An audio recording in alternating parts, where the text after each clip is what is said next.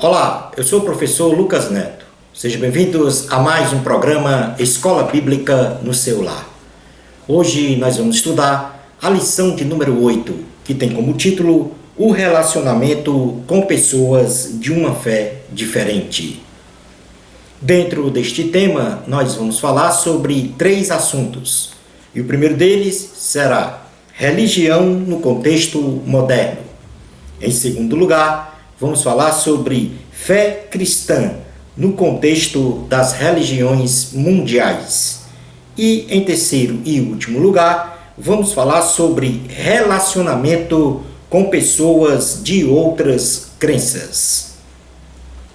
Vamos então dar início à nossa aula de hoje. Item número 1, religião no contexto moderno. Vamos definir etimologicamente religião, a partir da etimologia.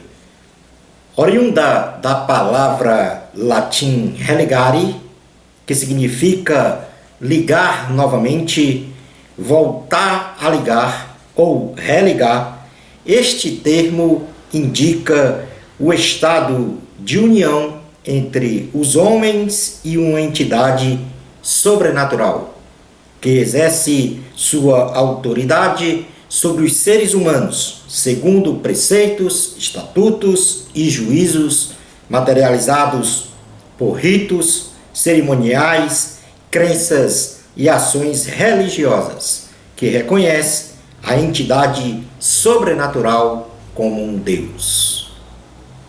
Já na definição secular de religião, nós podemos dizer que é um culto prestado pelos homens às entidades que se acredita terem poderes sobrenaturais, onde, através da fé e das práticas religiosas, as pessoas buscam a superação das aflições de toda e qualquer ordem da vida, visando alcançar a plena felicidade. No sentido de definição bíblica de religião, nós podemos dizer que é a revelação particular e pessoal de um Deus detentor de atributos naturais, onisciência, onipresença e onipotência, e também de atributos morais, bondade, amor, longanimidade, etc. Isto manifestado nos céus e na terra, pelas coisas criadas, bem como na sua poderosa palavra e também na sua vontade gravada na consciência dos homens, sendo estas revelações plenamente reconhecidas e experimentadas pelos homens. Vamos fazer uma leitura no primeiro livro de Crônicas, capítulo 29, versículos de número 10 a 13, que mostra, revela exatamente quem é este Deus. Diz assim a palavra do Senhor. Pelo que Davi louvou ao Senhor perante a congregação toda e disse: Bendito és tu, Senhor, Deus de Israel, nosso Pai. De eternidade em eternidade, teu, Senhor, é o poder, a grandeza, a honra, a vitória e a majestade, porque teu é tudo quanto há nos céus e na terra. Teu, Senhor, é o reino, e tu te exaltaste por chefe sobre todos. Riquezas e glórias vêm de ti. Tu dominas sobre tudo. Na tua mão há força e poder. Contigo está o engrandecer e a tudo dá força. Agora, pois, ó nosso Deus, graças te damos e louvamos o teu glorioso nome. No Salmo 103, versículos 1 a 5, diz assim a palavra do Senhor: Bendize, ó minha alma, ao Senhor. E tudo o que há em mim, bendiga ao seu santo nome. Bendize, ó minha alma, ao Senhor, e não te esqueças de nenhum só de seus benefícios. Ele é quem perdoa todas as tuas iniquidades, quem sara todas as tuas enfermidades, quem da cova redime a tua vida e te coroa de graça e misericórdia. Quem farta de bens a tua velhice, de sorte que a tua mocidade se renova como a da águia. Portanto, aqui nós temos uma clara evidência desta revelação de Deus de forma particular e pessoal aos homens, como um Deus todo-poderoso, como um Deus que sabe todas as coisas, como um Deus que todas as coisas estão contidas nele, e é ele que nos dá todos os benefícios. Portanto, esta é a definição bíblica de religião. O Estado laico brasileiro. Nós temos a garantia do exercício religioso na Constituição brasileira.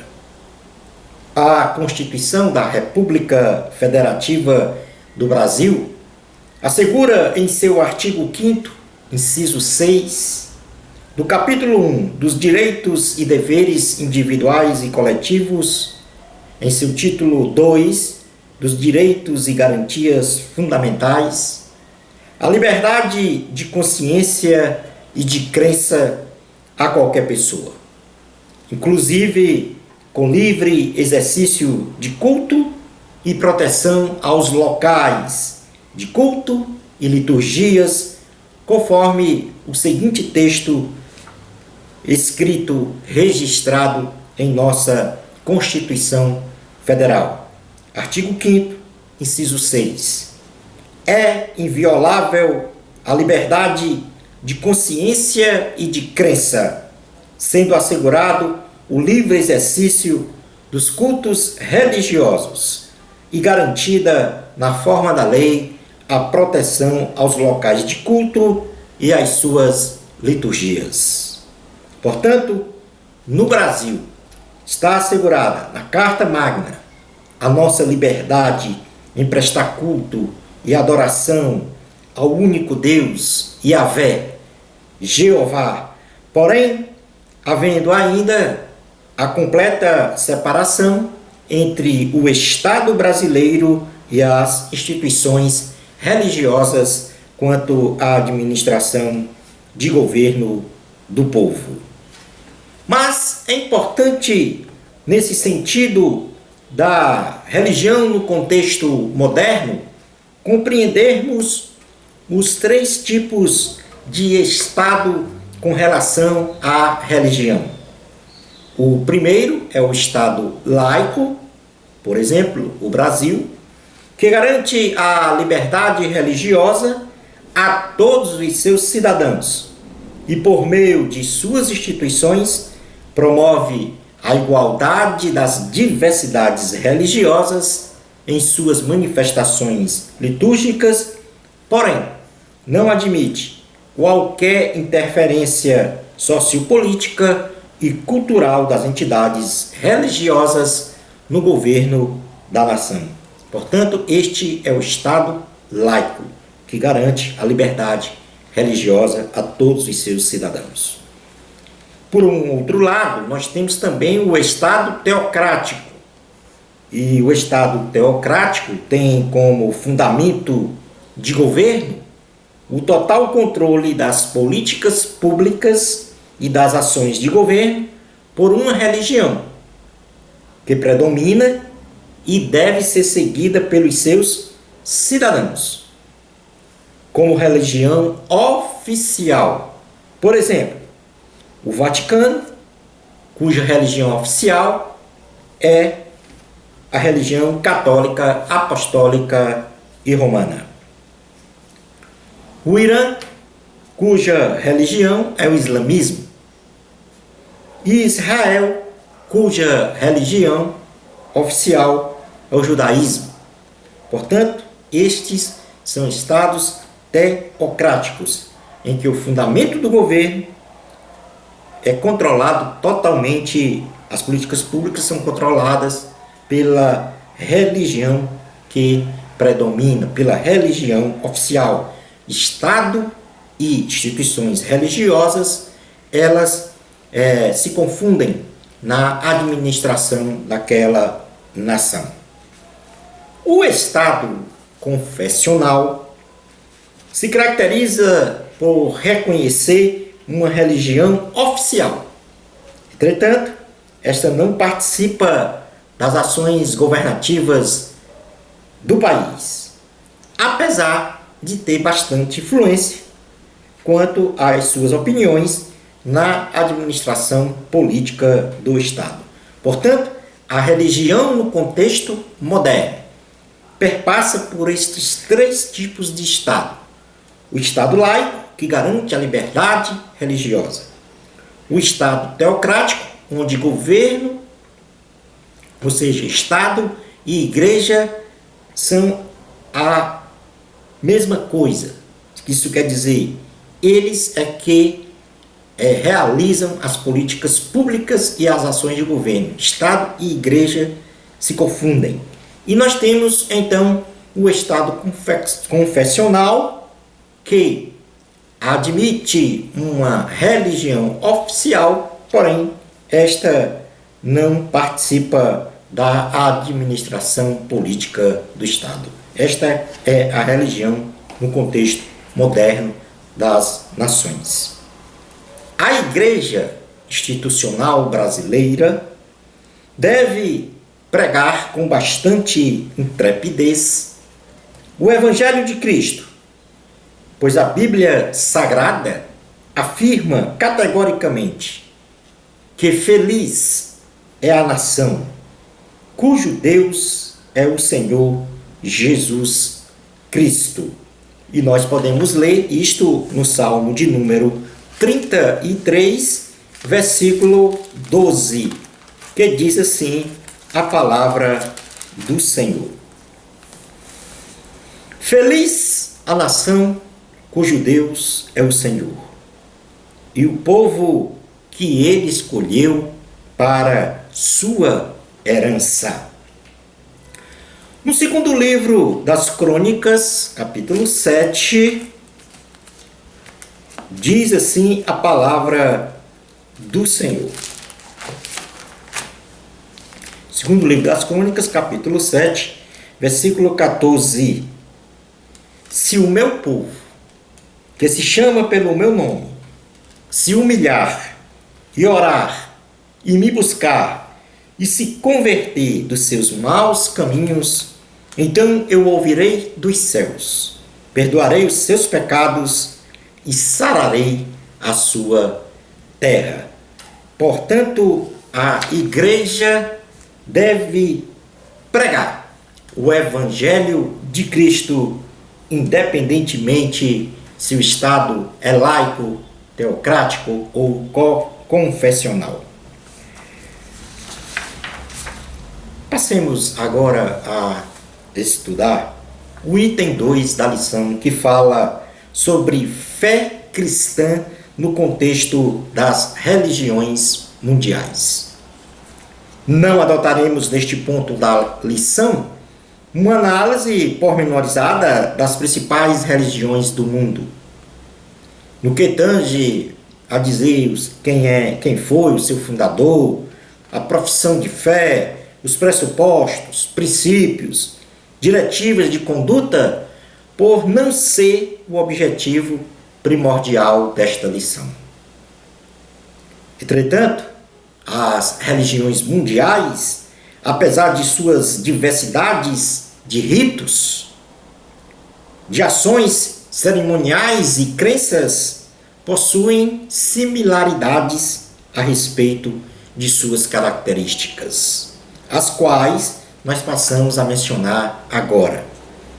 Em primeiro lugar, uma característica comum entre todas as religiões é que as crenças dos adeptos estão suportadas em uma fé, ou na fé de uma divindade, ou divindades sobrenaturais denominadas deuses.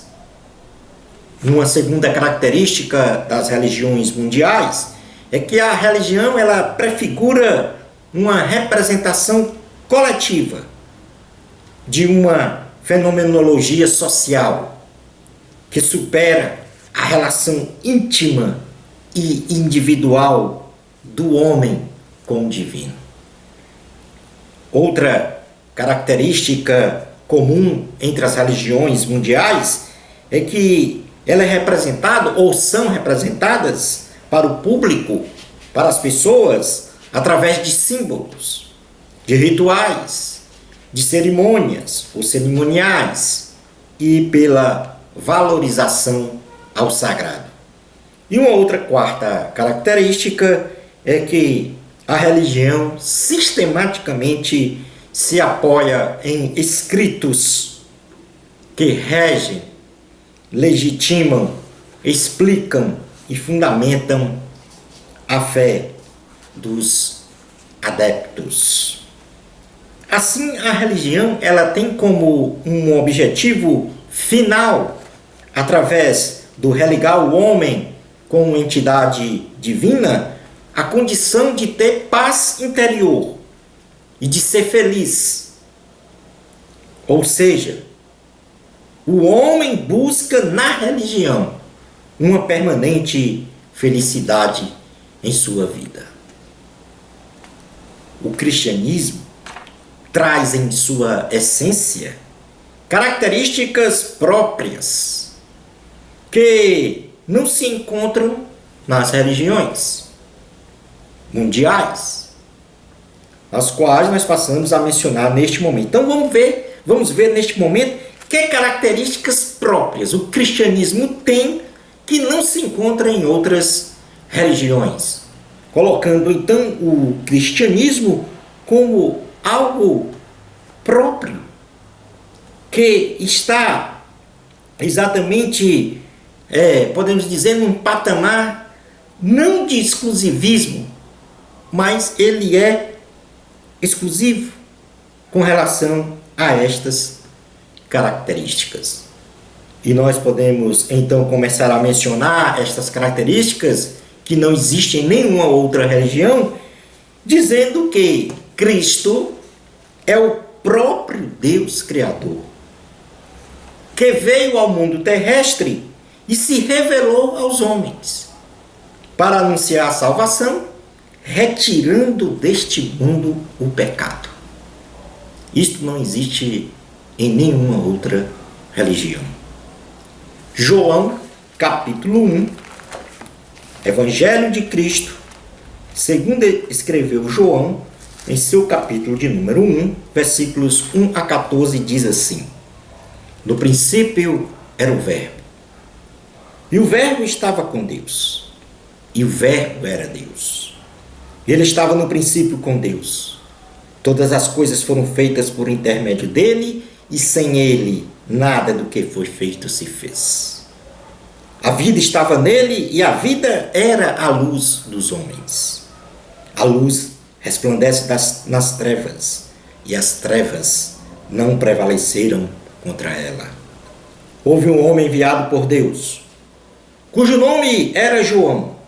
Este veio como testemunha para que testificasse a respeito da luz, a fim de todos virem a crer por intermédio dele. Ele não era a luz, mas veio para que testificasse da luz, a saber, a verdadeira luz que, vinda ao mundo, ilumina a todo homem. O Verbo estava no mundo. O mundo foi feito por intermédio dele, mas o mundo não o conheceu. Veio para o que era seu e os seus não o receberam. Mas a todos quantos receberam, deu-lhes o poder de serem feitos filhos de Deus, a saber, aos que creem no seu nome, os quais não nasceram do sangue nem da vontade da carne, nem da vontade do homem, mas de Deus. E o Verbo se fez carne e habitou entre nós, cheio de graça e de verdade. E vimos a sua glória, glória como do unigênito do Pai. Como segunda característica própria que não encontramos em nenhuma outra religião, nós temos que Cristo é o único meio de religação do homem com Deus. Cristo é o único mediador entre os homens e Deus. Na primeira carta a Timóteo, capítulo 2, versículo 5, diz assim a palavra do Senhor. Primeira carta a Timóteo, capítulo 2, versículo 5 diz: porquanto há um só Deus e um só mediador entre Deus e os homens, Cristo Jesus, homem. Portanto, para religar o homem a Deus, somente em Cristo. Isto não pode ser feito através de uma religião. Como terceira característica própria do cristianismo, que não se encontra em nenhuma outra religião, Adão e todos os homens nascidos de mulher são pecadores, exceto Jesus, pois Cristo não tem pecado. Carta aos Romanos, capítulo 3, versículo 23 diz: pois todos pecaram e carecem da glória de Deus. Hebreus, capítulo de número 4, carta aos Hebreus, capítulo de número 4, versículo 15, diz assim a palavra do Senhor: porque não temos sumo sacerdote que não possa compadecer-se das nossas fraquezas. Antes, foi ele tentado em todas as coisas à nossa semelhança, mas sem pecado. Hebreus capítulo 9, versículo 28, diz assim a palavra do Senhor: assim também Cristo, tendo se oferecido uma vez para sempre, para tirar os pecados de muitos, aparecerá segunda vez, sem pecado, aos que o aguardam para a salvação. Todos os homens na face da terra que fundaram ou criaram religião são pecadores. Cristo não tem pecado. Quarta característica própria do cristianismo, que não se encontra em nenhuma religião: não existe outro Deus além de Jesus Cristo. Não existe outro Deus além de Jesus Cristo. Isaías, capítulo de número 44, versículo 8, diz assim a palavra do Senhor. Isaías 44, 8. Não vos assombreis nem temais. Acaso, desde aquele tempo, não vos fiz ouvir? Não vos anunciei? Vós sois as minhas testemunhas. Há outro Deus além de mim? Não. Não há outro Deus, outra rocha que eu conheça. O Senhor é o único Deus. O Senhor Jesus é o único Deus. Quinta característica: somente Cristo. Somente Cristo deu a sua vida na cruz do Calvário para a remissão dos pecados de todos os homens. O Evangelho de Jesus, segundo escreveu João, em seu capítulo de número 3, versículo 16, diz: porque Deus amou ao mundo de tal maneira que deu seu Filho unigênito, para que todo o que nele crê não pereça, mas tenha a vida eterna. Sexta característica encontrada somente no cristianismo e que não se vê em nenhuma outra religião. Somente Cristo ressuscitou, vencendo a morte, e nos deu a oportunidade de alcançarmos a vida eterna. Carta aos Efésios, capítulo de número 2.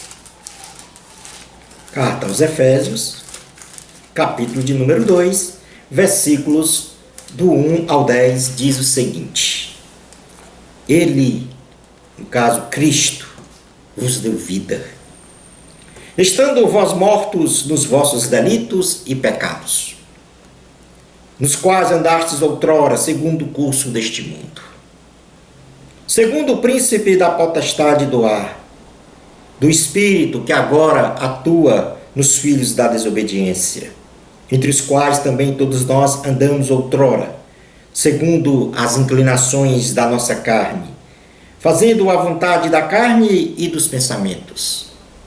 E éramos, por natureza, filhos da ira, como também os demais. Mas Deus, sendo rico em misericórdia, por causa do grande amor com que nos amou, e estando nós mortos em nossos delitos, nos deu vida, juntamente com Cristo. Pela graça sois salvos. E juntamente com Ele nos ressuscitou e nos fez assentar nos lugares celestiais em Cristo Jesus, para mostrar nos séculos vindouros a suprema riqueza da sua graça, em bondade para conosco em Cristo Jesus, porque pela graça sois salvos, mediante a fé. E isto não vem de vós, é dom de Deus, não de obras, para que ninguém se glorie, pois somos feitura dele, criados em Jesus para boas obras, as quais Deus de antemão preparou para que andássemos nela.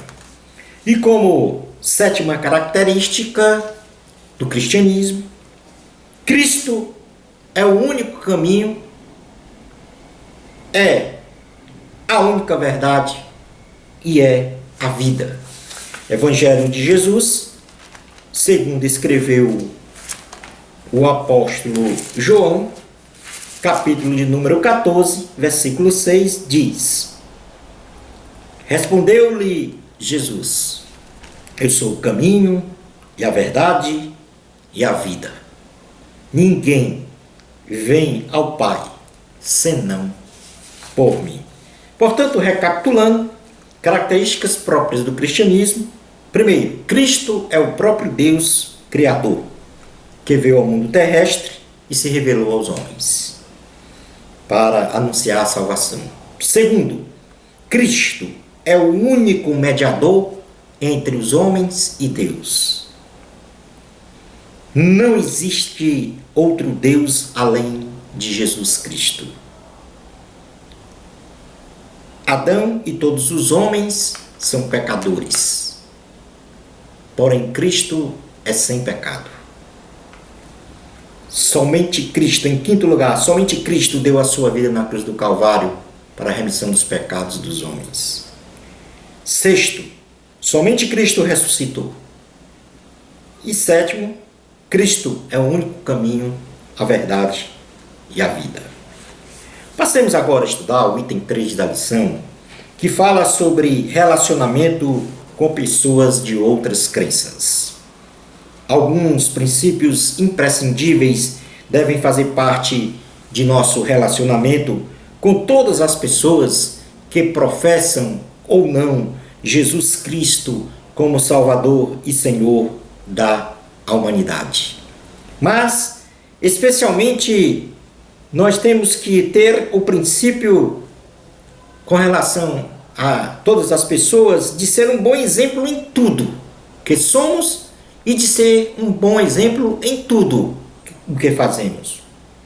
Isto é essencial para glorificar a Deus e mostrar então para as pessoas que detêm uma fé diferente da nossa, de que somos, na verdade, filhos do único e verdadeiro Deus. Na carta a Tito, escrita pelo apóstolo Paulo,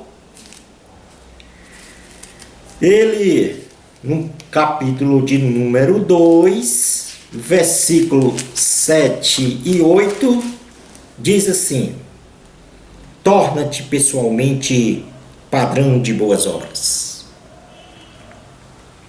No ensino, mostra integridade, reverência, linguagem sadia e irrepreensível, para que o adversário seja envergonhado, não tendo indignidade nenhuma que dizer a nosso respeito. O apóstolo Paulo, neste texto, deseja que o seu discípulo Tito se torne um padrão entre os crentes, especificamente nas boas obras e no ensino, com integridade, com linguagem sadia e irrepreensível, demonstrando então toda a dignidade moral de forma ilibada. Esta orientação, dada pelo apóstolo Paulo a Tito, nos remete a uma mesma orientação de Paulo ao jovem Timóteo, para que Timóteo trabalhe diligentemente na obra do Senhor, não permitindo que ninguém desprezasse a sua mocidade, ou seja, presumidamente pouca maturidade em relação aos homens mais experimentados teologicamente e de longos anos de vida vividos. Paulo conclama Timóteo a ser um padrão dos fiéis, isto é, ser um exemplo fidedigno de homem de Deus entre os fiéis, na palavra, no procedimento, no amor, na fé e na pureza. Vamos fazer uma leitura na primeira carta a Timóteo, capítulo de número 4, versículo 11 ao 14, que diz assim, primeira carta a Timóteo, capítulo 4, versículos 11 a 14. Ordena e ensina estas coisas. Ninguém despreze a tua mocidade. Pelo contrário, torna-te padrão dos fiéis, na palavra, no procedimento, no amor, na fé, na pureza. Até a minha chegada, aplica-te à leitura, à exortação, ao ensino.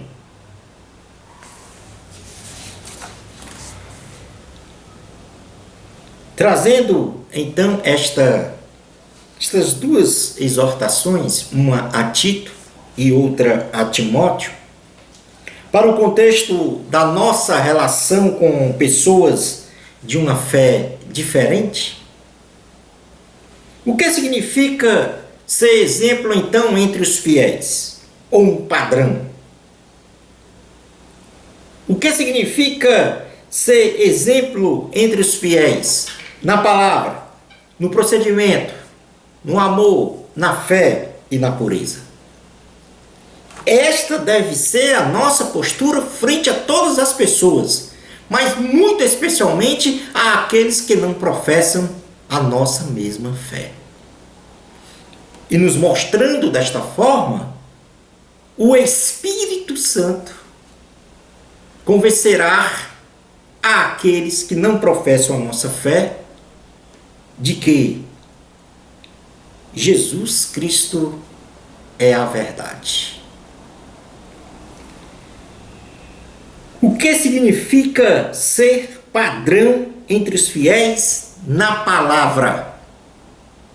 Ser exemplo na palavra significa que devemos sempre proferir palavras de edificação, guardando a nossa boca das murmurações, da destruição, de impropérios, das palavras torpes, das fofocas, das contendas que em nada edificam, santificam ou abençoam o ser humano.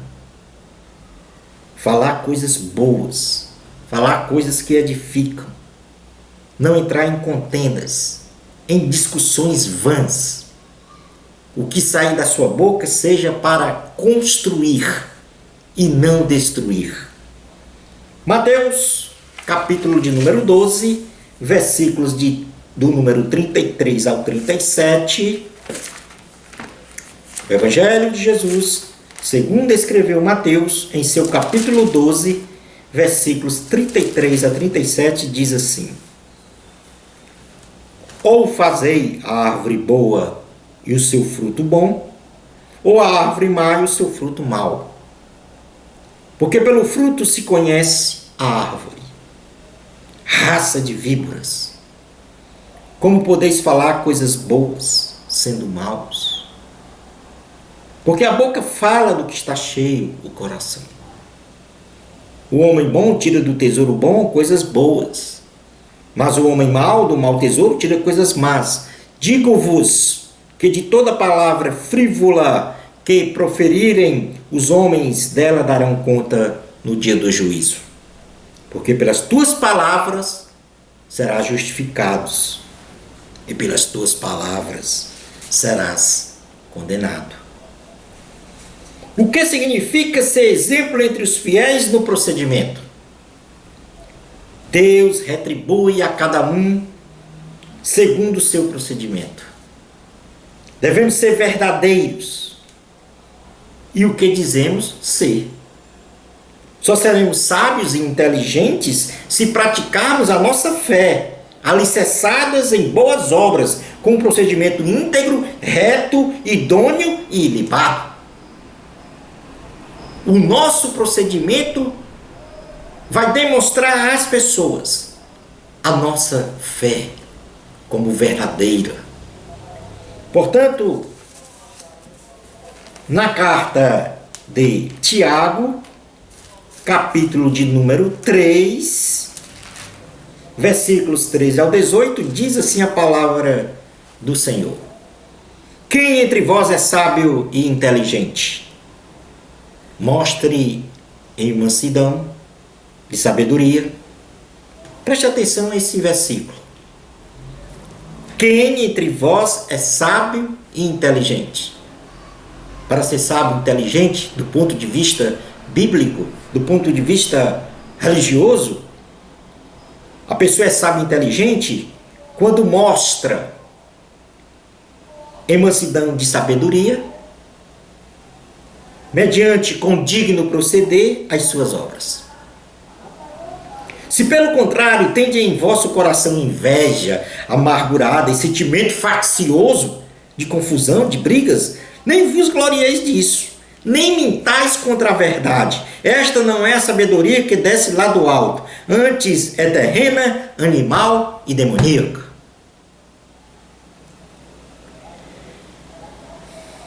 Pois onde há inveja e sentimento faccioso, aí há confusão e toda espécie de coisas ruins.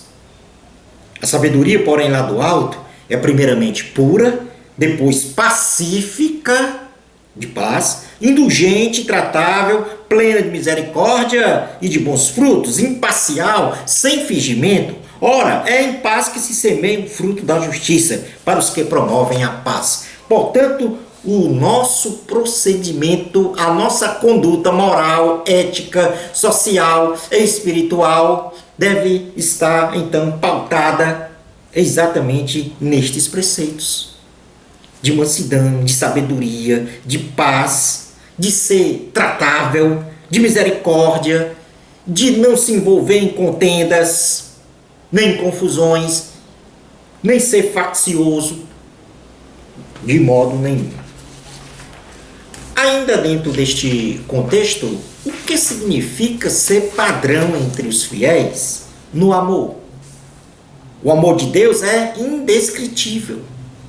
Entretanto, nós podemos dizer que o amor, antes mesmo de ser manifestado por um sentimento, deve ser confirmado por um comportamento, segundo as características próprias do amor. enumeradas pelo apóstolo Paulo no capítulo 13 da primeira carta aos Coríntios. Então, na primeira carta aos Coríntios, em seu capítulo de número 13, versículos 4 a 7, diz assim a palavra do Senhor: o amor é paciente. Então, aqui as características do amor. O amor é paciente, é benigno, o amor não arde em ciúmes, não se ufana, não se ensoberbece, não se conduz inconvenientemente, não procura os seus interesses, melhor dizendo, não se exaspera, não se ressente do mal, não se alegra com a injustiça, mas regozija-se com a verdade. Tudo sofre, tudo crê, tudo espera, tudo suporta. E são estas características que devem, do amor, compor o nosso procedimento, o nosso relacionamento. Não só com as pessoas que não professam a nossa mesma fé, como também com todas as pessoas. O amor. Mas temos também o que é ser padrão entre os fiéis na fé. No sentido apologético da fé, o cristão, ele deve estar preparado para responder a todo aquele que nos pedir a razão de nossa crença em Jesus. Então, se alguém lhe pergunta, por que você crê em Jesus Cristo? Nós temos que ter esta resposta. E para isso, nós devemos impreterivelmente ter o conhecimento da palavra de Deus. Manifestando então a nossa fé com mansidão, com temor e com boa consciência, sempre fazendo bem a todos. Primeira carta de Pedro, o apóstolo Pedro, em seu capítulo 3, ele diz assim, do versículo 13 ao 17. Primeira carta de Pedro, capítulo 3, versículos 13 a 17. Ora, quem é que vos há de maltratar, se fordes zelosos do que é bom? Mas ainda que venhais a sofrer por causa da justiça, bem-aventurados sois. Não vos amedronteis, portanto, com as suas ameaças, nem fiqueis alarmados. Antes, santificai a Cristo como Senhor em vosso coração, estando sempre preparados para responder a todo aquele que vos pedir razão da esperança que há em vós, fazendo todavia com mansidão e temor, com boa consciência, de modo que naquilo em que falam contra vós outros, fiquem envergonhados os que difamam o vosso bom procedimento em Cristo. Porque se for da vontade de Deus, é melhor que sofrais por praticares o que é bom do que praticando o mal. E o que é ser padrão entre os fiéis na pureza? A pureza aqui tipificada é a de viver sem a contaminação e a corrupção dos valores do mundo, regidos pelo amor ao dinheiro, pela busca de poder a qualquer preço e principalmente pelas perversões sexuais muito incidentes nos jovens. E para isso, o homem ou mulher de Deus, ele deve fugir dos desejos malignos. Segunda carta a Timóteo, em seu capítulo 2, versículo 22, ele dá este conselho.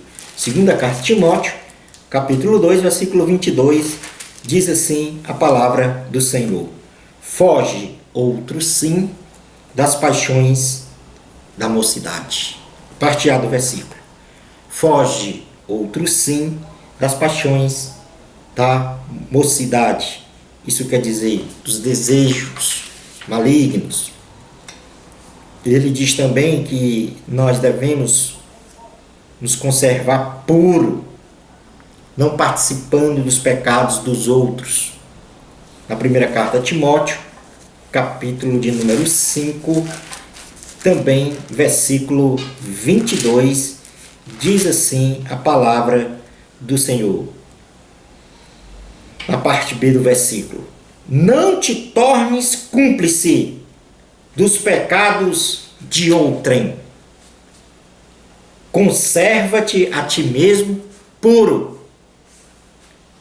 E, como terceiro ponto de pureza, o apóstolo, aliás, no caso aqui, o salmista diz que nós devemos se manter puro, alicerçado na busca do Senhor e na observância de seus mandamentos.